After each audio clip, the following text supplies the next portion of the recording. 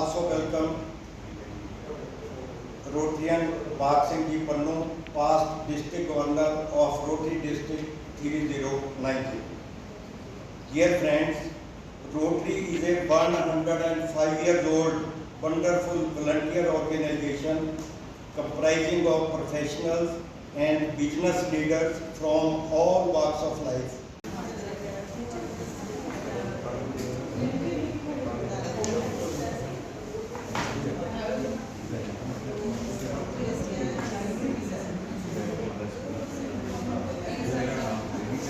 Mr.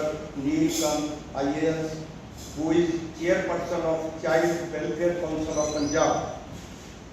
She is also founder member of Senalya in Ahmednagar of Maharashtra and also works for Red Cross Child Welfare Council. She police help to the lender. I also feel happy to say that our President Rotarian Rekha Manji is a gem and an asset to our club, and we also Rotary members appreciate her for this today who have done and doing excellent work in the field of social service. We feel happy and honored to welcome the following personalities who have been selected especially for the Women Era Award of Honor 2023 organized by our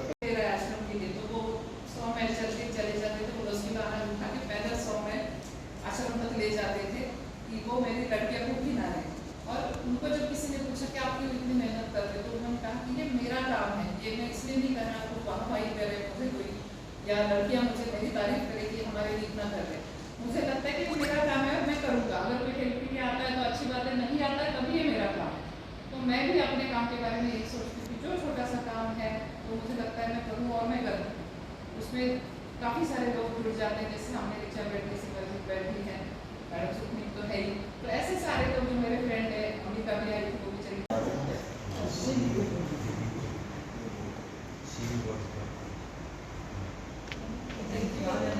Statues all over India from his own pocket, and honored by Rotary International. Please, we are welcoming you, sir.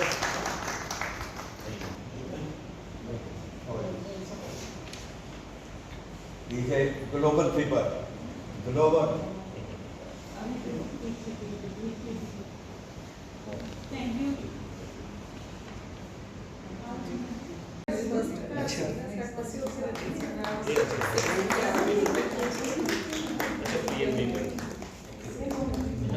अच्छा loan भी हो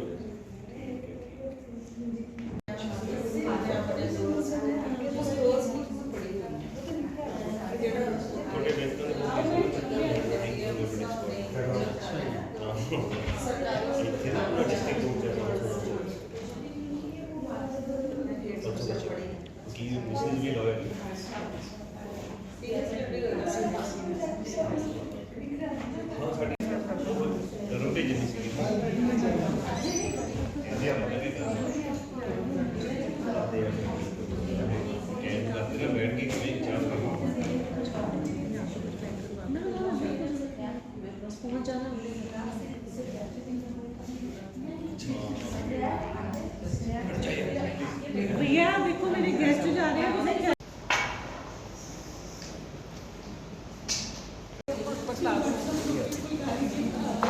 अब करेंगे दो निकाली हुई है।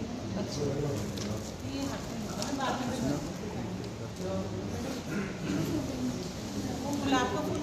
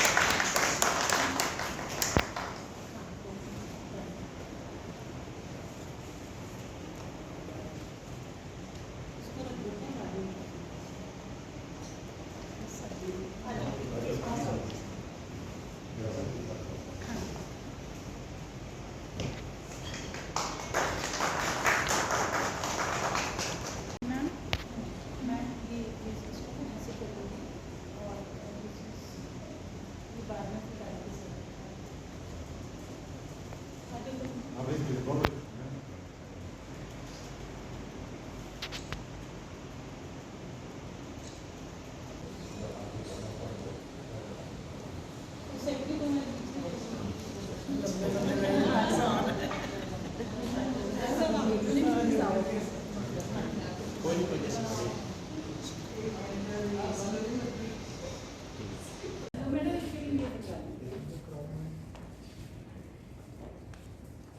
प्रोजेक्टा के गेस्ट हैं, तो ऑनरेबल गेस्ट आज हमारे घर में आए हैं। Thank you ma'am. बड़ा अच्छा लगा मैम आपके पास आके, रियली बड़ा टाइम जैसे ना बहुत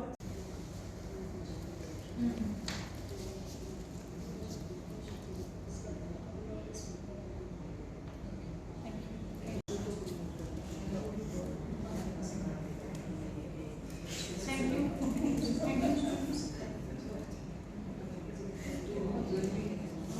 वहाँ पे हम एक्सपीरियंस सेंटर चलाते हैं और के लिए। वहाँ पे 6 मंथ्स का टेलरिंग कोर्स है, 7 साल की हमने काफ़ी टाइप का प्रोडक्शन भी शुरू किया है, ताकि सिर्फ सीख के और अपना घर का तो सीख ही लेंगे, तो उसके आगे इनको खड़ा होना है तो एम्प्लॉयमेंट जनरेशन और पैसा मिलना बहुत ज़रूरी होता है। इसलिए पिछले 2-2.5 साल से हम यहाँ पे उस चीज़ पे भी लगातार काम कर रहे हैं। मुझे लगता है कि जो मेरी इंट्रोडक्शन यहाँ पे दी गई, जो मैंने इन्होंने मांगा था तो मैंने अपना CV भी भेजा था, मुझे लगता है हमेशा कि उसमें जो बात पे फोकस होता है वो मैं किसकी बीवी हूँ इस पर ज़्यादा फोकस होता है। Madam Sukhmeel will agree with me कि वो चीज़ PhD इकोनॉमिक्स हम जब उनके साथ रहते थे, हमने सामने लिया था। फर्स्ट हमारे पहले दोस्त है पंजाब के, वी आर फ्रॉम महाराष्ट्र। जब हम 2000 में पंजाब पहुँचे तो वो हमारे नेबर थे, और उनके जैसे लोगों के कारण हम ये स्टेट हम उस चीज़ पे फोकस जरूर करें, पर ज़्यादा फोकस ना करें, क्योंकि फिर उससे जितना भी काम होता है ना वो उस पर एक पर्दा पड़ जाता है। कभी हम यहीं पे छोड़ जाते हैं। मैं मैडम का ही मुद्दा आगे उठाऊंगी, जो उन्होंने कहा कि इनकी वाइफ होने के बावजूद हम इतना छोटे हैं, बड़े हैं, जो भी है, बट मैं समझती हूँ कि इनकी वाइफ होने के कारण हमारी जिम्मेवारी ज़्यादा बढ़ जाती है। ये मेरा मानना है।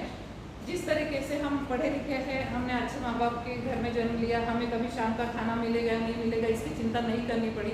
जो एजुकेशन हमें चाहिए था वो हमें मिल गया। इस मुकाम पे आज हम पहुँचे हैं तो उनके कारण पहुँचे हैं। बट अगर हम इसका ख्याल नहीं रखेंगे कि ऐसे कितने लड़कियाँ हैं, कितने बच्चे हैं जो एजुकेशन चाहते हुए भी नहीं ले पाते, जो एक अच्छी लाइफ डिजर्व करने के बावजूद भी जी नहीं पाते, तो हमारे में से हर एक बंदे का ये फर्ज बनता है कि हम उनको ऊपर उठाने की कोशिश करें। आयोजन किया है, अच्छा लगता है। अवार्ड जब मिलता है कोई, चाहे छोटा हो बड़ा हो, मैं इसको 2 एंगल से देखती हूँ। एक तो अगर आप अवार्ड देने लायक कुछ काम कर रहे हो तो आप किसी के लिए इंस्पिरेशन बन रहे हो, तो आपने ये बात ध्यान रखनी है कि आप अगर किसी के लिए इंस्पिरेशन हो तो आपको काम अपना बनाए रखना चाहिए। दूसरी तरफ पर्सनल लेवल पे मुझे लगता है कि आपको कोई सम्मान मिल रहा है तो आपको अपना जो बात है उसको ऊपर ले जाना है। उसी में खुश होकर बैठना नहीं है कि जो आपको अवार्ड मिल गया, आपकी वाहवाही होगी, 2-4 जगह फोटो छप गए, न्यूज़ कर गई, तो इसका मतलब आप बहुत कुछ अचीव कर गए। इस तरीके से मैं बिल्कुल नहीं सोचती। फिर भी एक अच्छा लगता है कि आपका काम जो है छोटा ही सही, उसका रिकॉग्निशन सही होता है। बहुत छोटे शब्दों में मैं अपने काम के बारे में जानकारी दूँगी। पर्सनल लेवल पे मैं चाइल्ड वेलफेयर काउंसिल पंजाब के सारे डिस्ट्रिक्ट्स में और चंडीगढ़ में हमारा काम चलता है। हर डिस्ट्रिक्ट में बच्चों के लिए play centres, evening schools, coaching centres, जो स्पेशल नीडी बच्चे हैं उनके एजुकेशन के लिए स्कॉलरशिप्स। अदर दैन दैट, जैसे कोविड अफेक्टेड बच्चे थे तो 16 बच्चों को हम पिछले 2 साल से उनकी फीस और स्कूल का जो भी खर्चा होता है वो दे रहे हैं।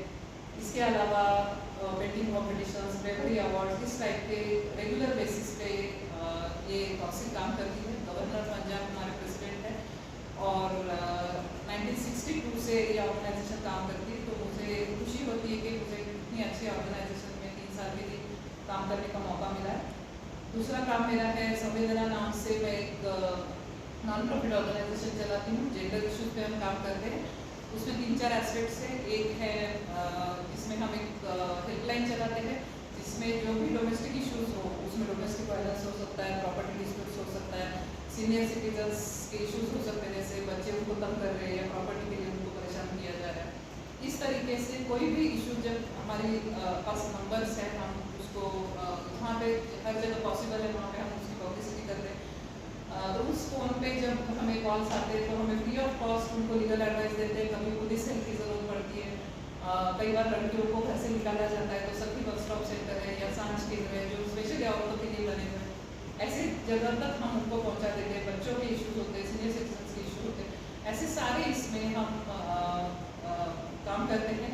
और एक तरफ से खुशी है कि ऑल ओवर इंडिया से हमारे पास केसेस आ गए, किसी के रेफरेंस से, दोस्तों के माध्यम से। ये कोई बहुत अच्छी बात नहीं कि इस टाइप के केसेस आपको बहुत ज़्यादा नंबर में आपके पास आते हैं। इसका मतलब ये प्रॉब्लम आपको जितना दिखता है उससे 100 गुना 1000 गुना है, तो ये कोई बहुत अच्छी बात नहीं है। बट एक सेटिस्फेक्शन है कि एटलीस्ट 1000 या लाख में से 10 बंदों को आप हेल्प कर पा रहे हो। दूसरा हमारा काम चलता है मैडम रेखा मान ते सारे ही मैंबर्स की टीम जिन्होंने इन्ना अच्छा अज का वुमेन्स एरा अवार्ड्स का प्रोग्राम ऑर्गेनाइज किया है, सबको बहुत बहुत बधाई दी है। तो बहुत बहुत तय दिलों में शुक्रगुजार हाँ कि उन्होंने अपने वालों इन्ना अच्छा एफर्ट किया है कि जोड़ियाँ लेडीज़ अपने अपने फील्ड के मेहनत कर रही ने, डेडिकेशन के नाल काम कर रही ने, उन्होंने रिकोगनिशन मिली है। सो वैसे तो जिवें मैं अपनी तो ही गल लगा के दसा तो ये कोई साडा रूटीन का काम है या असी ये कह रहे कि साडी मॉरल ड्यूटी है। जो असी कोई भी काम करते तो असी अपनी मॉरल ड्यूटी समझ के करते हैं, पर जो उसको रिकोगनिशन मिलती है इन्ना अच्छा तरह तुसी सानू मतलब अवार्ड दे रहे हैं हो, तो ये साडी सबकी जिम्मेवारी होर भी ज़्यादा बढ़ जाती है। सो क्योंकि ये अवार्ड्स ने जिहड़े तुहाडे ते जिम्मेवारी का एहसास करवाते हैं कि तुसी तुहाडे ते इन्ना विश्वास प्रगट किया गया है या तुहानू एप्रीशिएट किया गया है, तो तुसी उस चीज़ को बनाए रखना होंदा है, तो उस तो भी ज़्यादा करन दा तुसी उहदे लई प्रेरित होंदे हो। सो अज मैं धन्नवाद करदी हाँ सारे ही मैंबर साहबान का जिन्होंने सानू रिकोगनिशन दी है तो अज का अवार्ड दिता है। सो मैं जो अपने बारे गल करा तो मैं ये दसांगी कि मैंने शुरू तो जो मैं अपनी पढ़ाई अजे खत्म भी नहीं सी की, एमफिल की थीसिस लिख रही सी, उदों ही मेरी सिलैक्शन होगी एज लैक्चरर इन इकनॉमिक्स।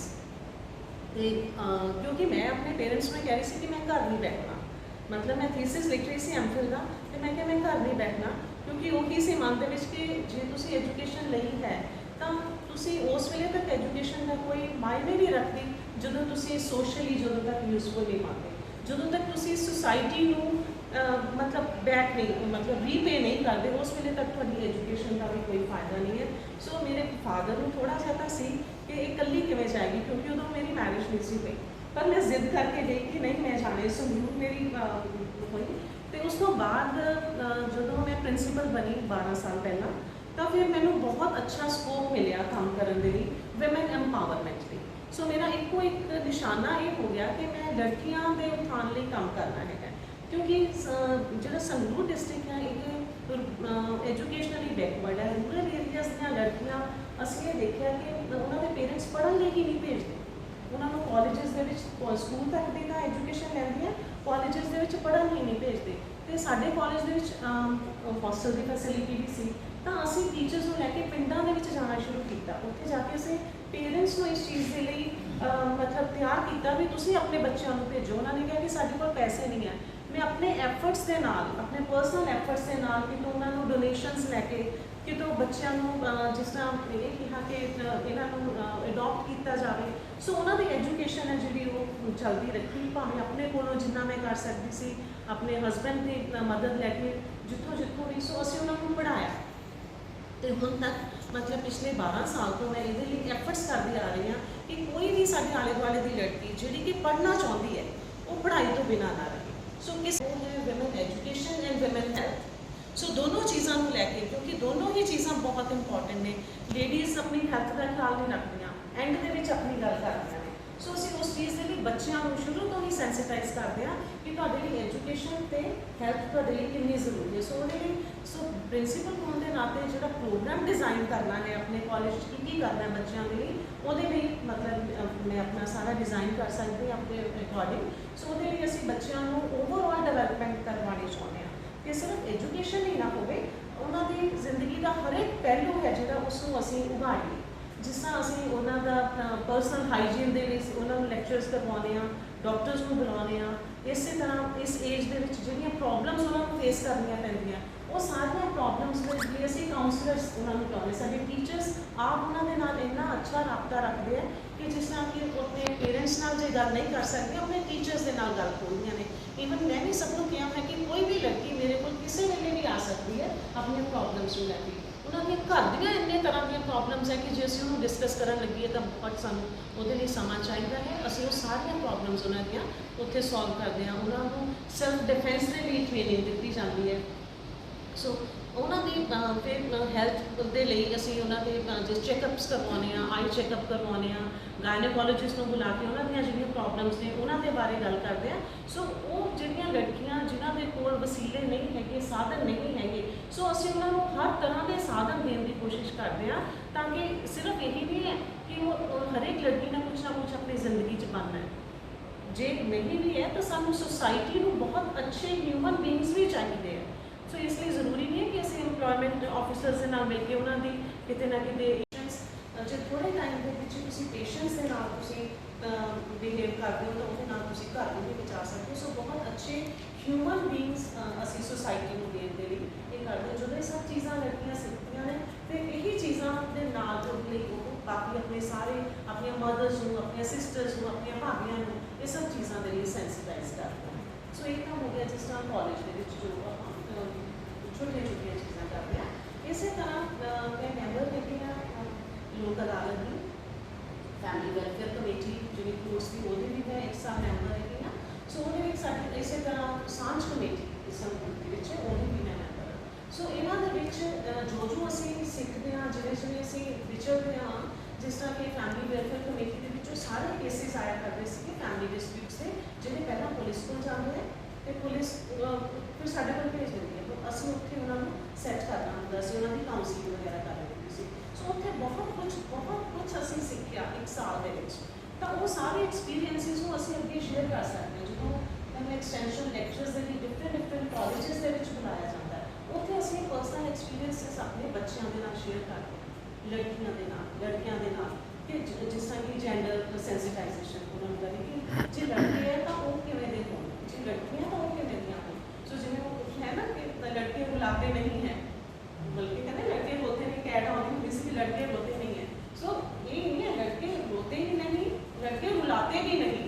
सो इदां ਦੀਆਂ ਅਸੀਂ ਬॉयਜ਼ ਦੇ ਨਾਲ ਵੀ ਉਹਨਾਂ ਦੇ ਨਾਲ ਗੱਲਾਂ ਸਾਂਝੀਆਂ ਕਰਦੇ ਹਾਂ ਕਿ ਤੁਹਾਨੂੰ ਵੀ ਇੱਕ ਅੱਛਾ ਪਤੀ, ਇੱਕ ਅੱਛਾ ਬ੍ਰਦਰ, ਇੱਕ ਅੱਛਾ ਬੇਟਾ ਬਣਨ ਦੇ ਲਈ ਕਿਹੜੀਆਂ ਚੀਜ਼ਾਂ ਦੀ ਲੋੜ ਹੈ। ਸੋ ਇਹ ਸਾਰੀਆਂ ਚੀਜ਼ਾਂ ਇਹਦੇ ਵਿੱਚ ਨੇ। ਇਸੇ ਤਰ੍ਹਾਂ ਮੈਂ ਮੈਂਬਰ ਹੈਗੀ ਹਾਂ ਜਿਹੜਾ ਹੋਮੀ ਭਾਵਾ ਕੈਂਸਰ ਹਸਪੀਟਲ ਹੈ, ਉਹਦੀ ਐਥਿਕਸ ਕਮੇਟੀ ਦੀ ਵੀ ਮੈਂਬਰ ਹਾਂ। ਸੋ ਉੱਥੇ ਅਸੀਂ ਉਹਨਾਂ ਦੇ ਡਾਕਟਰਸ ਨੂੰ ਲਗਾਤਾਰ ਮਿਲਦੇ ਰਹਿੰਦੇ ਹਾਂ, ਉਹਨਾਂ ਨਾਲ ਮੀਟਿੰਗਸ ਕਰਦੇ ਹਾਂ। ਸਾਡੇ ਬੱਚੇ, ਸਾਡੇ ਟੀਚਰਸ, ਮੈਂ ਵੀ ਆਪ ਵੀ ਜਾ ਕੇ ਉਹਨਾਂ ਦੇ ਸੈਸ਼ਨਸ ਅਸੀਂ ਅਟੈਂਡ ਕਰਦੇ ਹਾਂ, ਜਿਹਦੇ ਵਿੱਚ ਉਹ ਦੱਸਦੇ ਆ ਕਿ ਡਿਫਰੈਂਟ ਜਿਵੇਂ ਦੋ ਮੇਨ ਜਿਹੜੇ ਕੈਂਸਰ ਇਸ ਏਰੀਆ ਦੇ ਵਿੱਚ ਹੈਗੇ, ਜਿਹੜੇ ਲੇਡੀਜ਼ ਦੇ ਨਾਲ ਕੰਸਰਨ ਨੇ ਹੈਗੇ, ਇੱਕ ਤਾਂ ਬ੍ਰੈਸਟ ਕੈਂਸਰ, ਇੱਕ ਸਰਵਾਈਕਲ ਕੈਂਸਰ। ਸੋ ਉਹਨਾਂ ਦੇ ਕੀ ਸਿੰਪਟਮਸ ਨੇ, ਕਿਵੇਂ ਇਹਨਾਂ ਤੋਂ ਬਚਿਆ ਜਾ ਸਕਦਾ, ਉਹ ਸਾਰੇ ਉਹਨਾਂ ਦੇ ਡਾਕਟਰਸ ਜਿਹੜੇ ਬੰਬੇ ਤੋਂ ਆਉਂਦੇ ਨੇ ਉਹ ਸਾਰਾ ਕੁਝ ਸਾਨੂੰ ਸਿਖਾਉਂਦੇ ਆ। ਮਤਲਬ ਅਸੀਂ ਉਹਨਾਂ ਦੇ ਨਾਲ ਸੈਸ਼ਨਸ ਕਰਦੇ ਹਾਂ।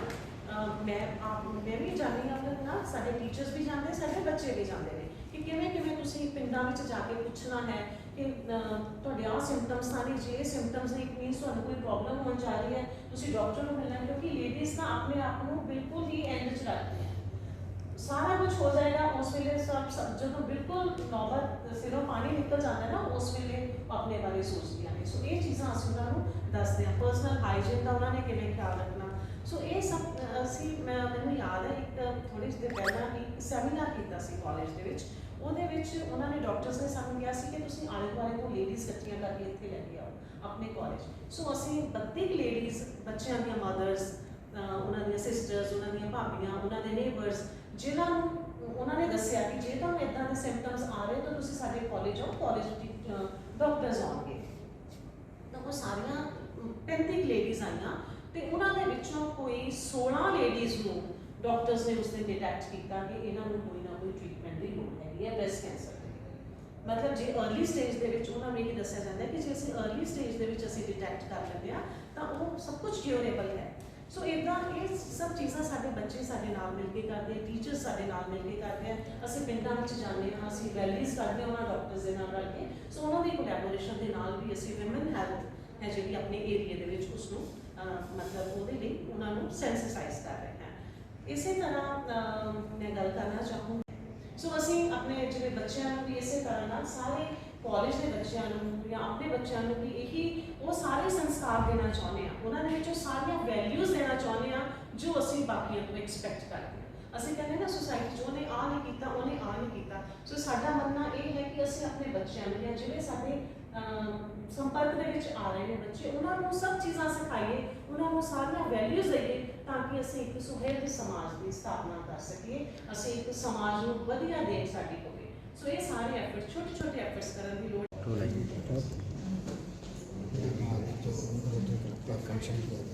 उसके बारे में थोड़ा सा आज रोटरी क्लब पटियाला रॉयल द्वारा वुमेन ईरा अवार्ड दिया जा रहा है और हम ऐसा सोचते हैं कि जो वुमेन ईरा अवार्ड है वो एक पर्टिकुलर डे के लिए नहीं होता। वुमेन का डे हर रोज़ होता है कि हर रोज़ वो as mother wife as sister कोई ना कोई अचीवमेंट्स करते हैं और समाज के लिए काम करते हैं। तो ये women era award Rotary Club Patiala द्वारा रखा गया था जिसमें 150 हमारे पास एप्लीकेशंस आई थी, जिसमें से हमने 4 प्रोमिनेंट फिगर्स को हमने सेलेक्ट किया और उसके लिए हमें बड़ी खुशी हो रही है कि हमारी टीम ने इनका सिलेक्शन किया और आज हमने इनको सम्मानित किया इनके नाम पर। और इनमें नाम सबसे पहले मैडम प्रजक्ता का जी, वो काफ़ी सोशल वर्क कर रहे हैं। उसके बाद मिसेस सिद्धू है, वो भी बहुत ज़्यादा सोशल वर्क कर रहे हैं। दैन मिसेस मीनू गोल जी हैं, वो भी सोशल वर्क से जुड़े हैं। और उसके बाद हमारे पीएनबी बैंक से सीनियर मैनेजर हैं भूपिंदर रोड से, वो भी सोशल वर्क से जुड़े हैं। इनका पूरा हमने सीवी पढ़ा, अपने मेंबर्स को दिखाया और उसके बाद सिलेक्शन हुआ। और आज हमारे साथ हमारे जो चीफ गेस्ट हैं मैडम मनप्रीत कौर जी, मानयोग जज साहब हैं और वो भी एक बहुत अच्छा काम कराने जा रहे हैं, उनको भी हम सम्मानित करेंगे। जेल में प्रोजेक्ट शुरू करवाने जा रहे हैं जिनके मार्गदर्शन में rotary Club Patiala royal, Patiala handicraft और इनका डिपार्टमेंट मिलकर ये प्रोजेक्ट शुरू करने जा रहा है। और आज हमारे जो चीफ गेस्ट हैं बाघ सिंह पन्नू जी, जो एक पॉल हैरिस के नाम से भी जाने जाते हैं, पूरे इंडिया में वो पॉल हैरिस के बुत लगवा रहे हैं।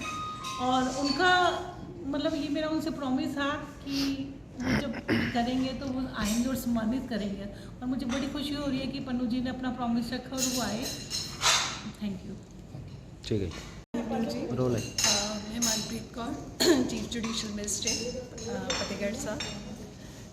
मैं इत्थे मैम के इनविटेशन ते ICG रोटरी क्लब ते पटियाला हैंडीक्राफ्ट्स वालों ते असी एक जेल च अपना प्रोजेक्ट शुरू कर रहे हैं। उहदे च मैम साडी काफ़ी हेल्प कर रहे हैं ते असी अज विमेन जेह्ड़ा अवार्ड ते आए सी फंक्शन ते बाकी सारे नाल मिल के असी जेह्ड़ा ये कीता है उपराला इन्हां ने मैम ने, तो ਉਹਦੇ ਲਈ ਮੈਂ ਇਹਨਾਂ ਦੀ ਬਹੁਤ ਬਹੁਤ ਸ਼ੁਕਰਗੁਜ਼ਾਰ ਹਾਂ।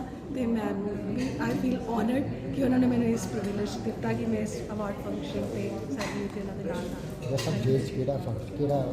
ਇਹ ਅਸੀਂ ਤੁਹਾਨੂੰ ਮੀਡੀਆ ਦੇ ਉਸ ਤੋਂ ਬਾਅਦ ਕੱਲ੍ਹ ਅਸੀਂ ਸ਼ੁਰੂ ਕਰ ਰਹੇ ਹਾਂ, ਇਹ ਅਸੀਂ ਤੁਹਾਨੂੰ ਉਸ ਤੋਂ ਬਾਅਦ ਦੱਸਾਂਗੇ। ਇਹ ਸਾਡਾ ਥੋੜ੍ਹਾ ਜਿਹਾ ਪਹਿਲਾਂ ਨਹੀਂ, ਬਸ ਥੋੜ੍ਹਾ ਜਿਹਾ ਤੁਹਾਨੂੰ ਇਸ ਲਈ ਆਈਡੀਆ ਦਿੱਤਾ ਕਿ ਮੇਰੇ ਖਿਆਲ 'ਚ ਜਿਹੜੇ ਕਨਵਿਕਟਸ ਹੈ ਉਹਨਾਂ ਦੇ ਹਿਊਮਨ ਰਾਈਟਸ ਵੀ ਹੁੰਦੇ ਹੈ, ਪਰ ਜਿਹੜੇ ਆਮ ਪਬਲਿਕ ਹੈ ਉਹਨਾਂ ਨੂੰ ਲੱਗਦਾ ਕਿ ਸ਼ਾਇਦ ਜਿਹੜੇ ਕਨਵਿਕਟਸ ਹੈ ਉਹਨਾਂ ਨੇ ਕੋਈ ਕ੍ਰਾਈਮ ਹੀ ਕੀਤਾ ਹੈ, ਬਟ ਮੇ ਵੀ ਉਹਨਾਂ ਦੀ ਪਤਾ ਨਹੀਂ ਕਿਹੜੀ ਮਜਬੂਰੀ ਹੁੰਦੀ ਹੈ, ਕੋਈ ਕਿਸ ਤਰੀਕੇ ਨਾਲ ਆਉਂਦਾ ਹੈ, ਕੋਈ ਕਿਸ ਤਰੀਕੇ ਨਾਲ।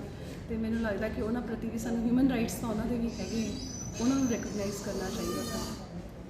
ठीक है।